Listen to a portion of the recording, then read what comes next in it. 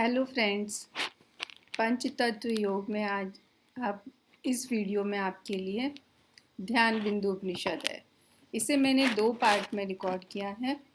यह video UGC net के students जो योग में एमए एमएससी कर रहे हैं या बैचलर्स की डिग्री ले रहे हैं, डिप्लोमा कर रहे हैं या फिर कोई सर्टिफिकेट कोर्स और वाईसीबी के एग्ज़ाम्स दे रहे हैं, टीटीसी के कोर्सेज़ के लिए ये यूज़फुल है।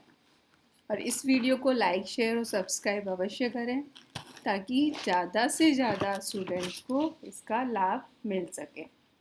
तो आइए देखते हैं इसके आगे बढ़ते हैं। इसके इम्पोर्टेंट पॉइंट्स इस में मैंने क्या किया है कि सारे इम्पोर्टेंट पॉइंट्स को लिया है और हाईलाइट भी कर दिया। इसके अलावा मैं मेंशन भी कर दूँगी ताकि आपको इसका पूरा फ़ायदा मिल सके।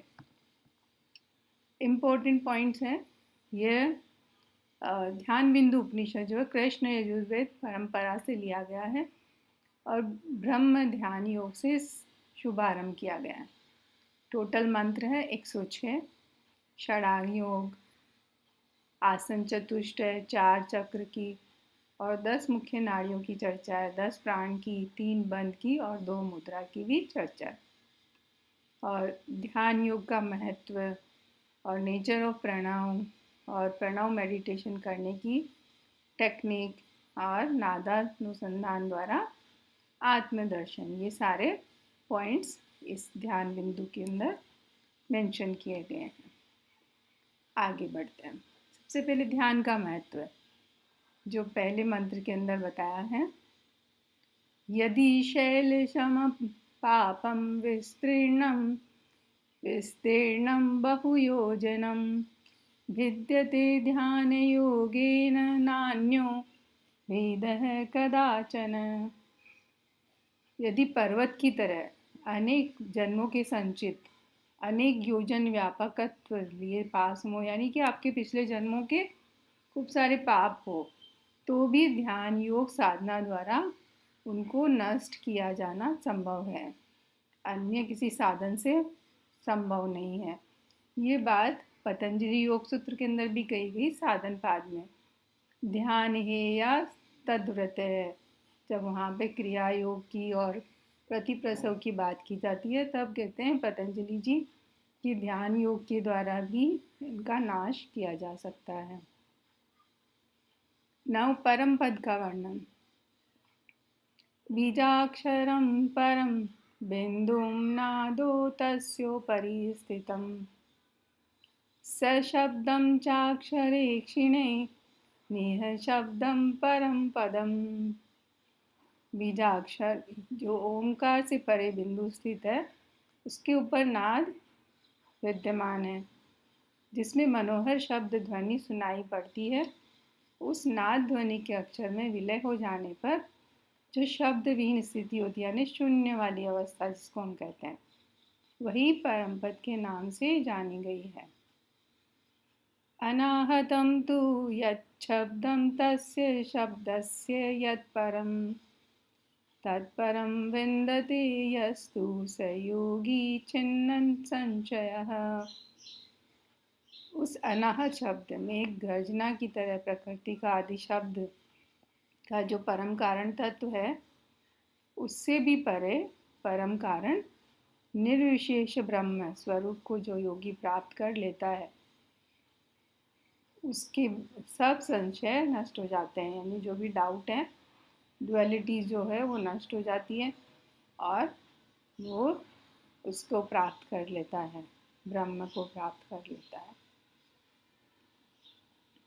हाँ, नेक्स्ट ब्रह्म की सत्ता का निरूपण है। ब्रह्म की सत्ता किस प्रकार से बताई गई है, ब्रह्म का यहाँ पर व्याख्या की गई है इस मंत्र के अंदर। वालाग्रशत सहस्रम तस्य भागस्य भागिनः, भाग का भी भाग, तस्य भागस्य भागार्थम तत्क्षयतु निरंजनम। आइए देखते हैं। यदि बाल, गेहूं आदि का जो बाल है उसके बारे में बात की गई, का अग्र भाग और उसके नोक के 1,00,000 हिस्सा, तो उसका एक सूक्ष्म भाग जीव कहलाएगा। उसके पुनः उतने भाग, फिर से 1,00,000 का भी, फिर से 1,00,000 भाग। इन सूक्ष्मतर भागों को ईश्वर कहा जाएगा। उसके बाद 1,00,000वें हिस्से के 50,000 हिस्से किए जाने पर पहले 1,00,000, फिर दूसरा दोबारा 1,00,000, फिर 1,00,000 का फिर से 50वां हिस्सा, और उसके बाद भी जब सूक्ष्म रह जाता है तो उसके भी साक्ष्य साक्षी आदि विशेषण के भी क्षय हो जाने पर सूक्ष्म से भी अति सूक्ष्म जब जो शेष रहता है वह निरंजन विशुद्ध ब्रह्म की सत्ता है। तो ये क्वेश्चन आया हुआ है, 1,00,000 का कौन सा हिस्सा जो है की बात की गई, तो वो है 50,000वां हिस्सा। ब्रह्म का स्वरूप। ओमित्येकाक्षरं ब्रह्म ध्येयं सर्वमुमुक्षुभिः। ओमकार रूपी एकाक्षर ब्रह्म ही सभी मुमुक्षुओं का लक्ष्य रहा, यानी सभी जिज्ञासुओं का जो है लक्ष्य क्या रहा, एक ओमकार रूपी एकाक्षर ब्रह्म। नेक्स्ट जो बताया गया ये सारे इम्पोर्टेंट पॉइंट्स हैं, इसमें से कभी कभी क्वेश्चंस आ जाता है। ओमकार के 8 अंगों की चर्चा। चतुष्पाद, चतुष्पाद को 2 भागों में डिवाइड किया गया है। त्रिस्थान कौन कौन से हैं और पंचदेवता कौन कौन से हैं। तो यहाँ पर हम पहले देख लेते हैं ओमकार के 8 अंग कौन से हैं। अकार, उकार, मकार, नाद, बिंदु, कला, कलातीत और कलातीत से परे।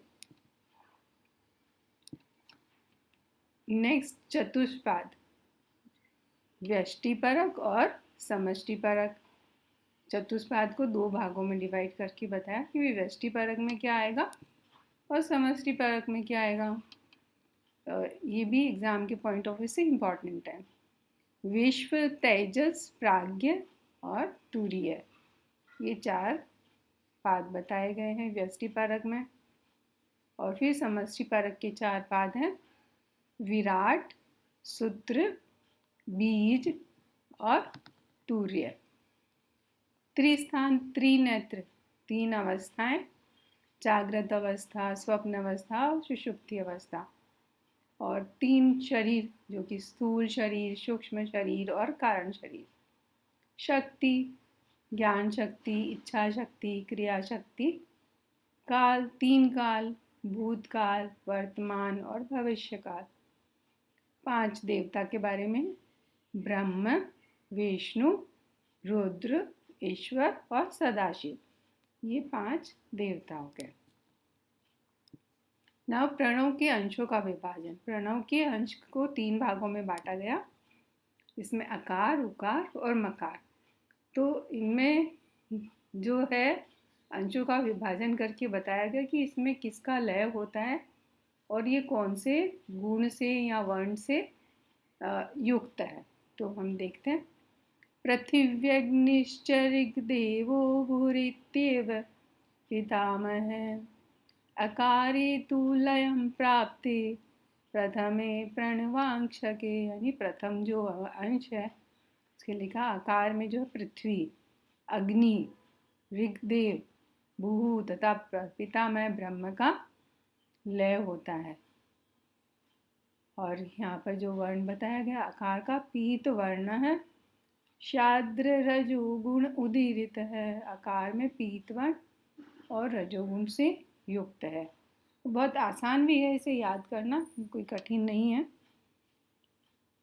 उकार दूसरा अंश, अंतरिक्षम यजुर्वायुर्भुवो विष्णुर्जनार्दनः, उकारे तु लयं प्राप्ते द्वितीये प्रणवांशके।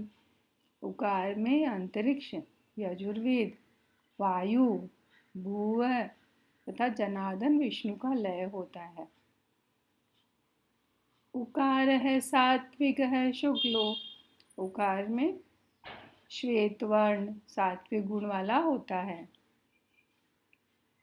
मकार तृतीय अंश के लिए बताया, द्योः सूर्यः सामवेदश्च स्वरित्येव महेश्वरः, मकारे तु लयं प्राप्ते कृते प्रणवांशके। मकार में द्यो, सूर्य, सामवेद, स्व तथा महेश्वर का लय होता है। और इसका वर्ण के बारे में, मकार है कृष्ण तामस है। जो मकार जो है, क्या बोला, कृष्ण वर्ण और तमोगुण से युक्त है। जो यहाँ पर बताया गया कि शुरू में जो अकार है वो ब्रह्मा में लय होता है, और उकार है विष्णु में लय होता है, और मकार जो है महेश्वर का लय होता है। अगर हम जैसे गुण का देखें तो रजोगुण है अकार, इसमें पृथ्वी है ना, अग्नि है, तो रजोगुण है। यहाँ पर सात्विक गुण है, और श्वेत वर्ण है तो सात्विक गुण है। कृष्ण वर्ण तमोगुण, जो महेश्वर का लय यहाँ पर बताया गया, जो तमोगुण है। ओके, लास्ट में क्या कह रहे हैं, अष्टांगम च चतुष्पादम त्रिस्थानम पंचदेवतम। इस तरीके से उन्होंने जो है ध्यान बिंदु उपनिषद में ओमकार के 8 अंग, 4 पैर, 3 नेत्र और 5 देवता से युक्त है। तो ओमकार के 8 अंगों की चर्चा कौन से उपनिषद में की गई, वो है ध्यान बिंदु उपनिषद। 4 पैर कहाँ बताए गए, ध्यान बिंदु उपनिषद। और ये 4 पैर कौन से हैं, ये सब हमको याद रखना है। नेक्स्ट, ओंकारं यो न जानाति ब्राह्मणो न भवेत्तु सः। प्रणवो धनुषरो ह्यात्मा ब्रह्म तल्लक्षयमुच्यते। जो व्यक्ति ओमकार प्रणव से अनभिज्ञ है, उसे ब्राह्मण नहीं कहा जा सकता, यानी उसे ओमकार प्रणव के बारे में ज्ञान होना चाहिए। प्रणव को धनुष बताया गया, आत्मा को बाण और ब्रह्म को लक्ष्य कहा गया। सिमिलर चर्चा मुंडक उपनिषद में भी की गई है। फिर अगले मंत्र में क्या कह रहे हैं, ओंकार प्रभवा देवा ओंकार प्रभवा स्वरः ओंकार प्रभवं सर्वं त्रैलोक्यं च सचराचरम्। ओंकार से क्या होता है, देवों की उत्पत्ति होती है। ओंकार से स्वर की उत्पत्ति होती है, और त्रिलोक्य स्थावर जंगम चराचरम की भी उत्पत्ति होती है। तो चराचर की उत्पत्ति का भी मुंडक उपनिषद में चर्चा की गई है। आइए आगे देखते हैं। ओमकार के 3 अंश और उन पर ध्यान का फल।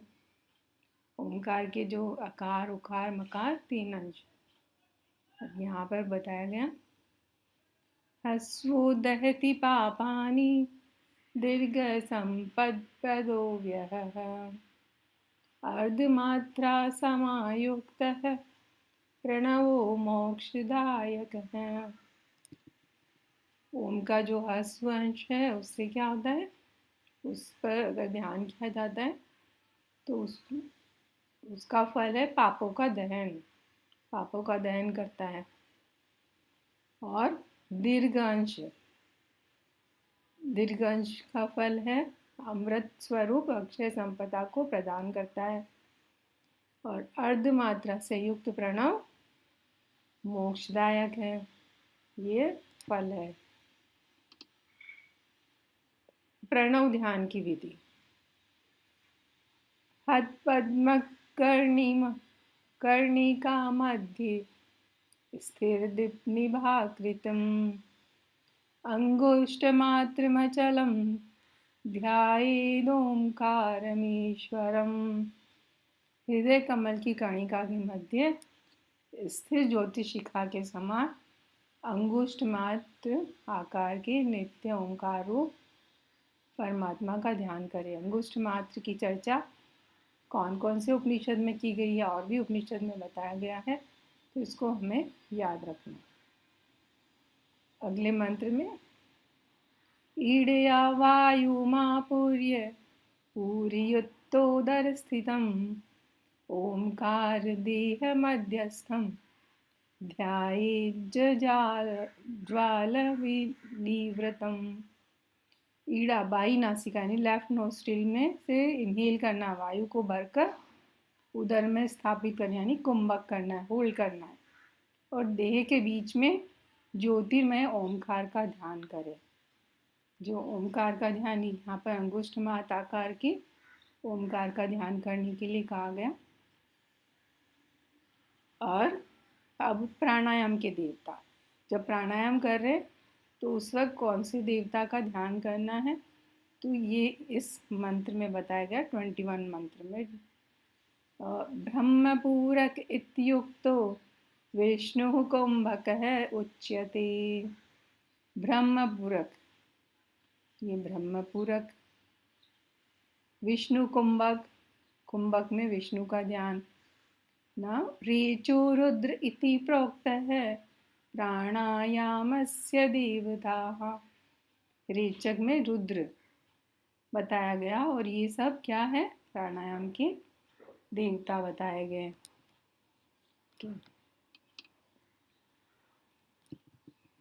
ना अगले मंत्र में कह रहे आत्मनमरणिं कृत्वा प्रणवं चोत्तरायणम्।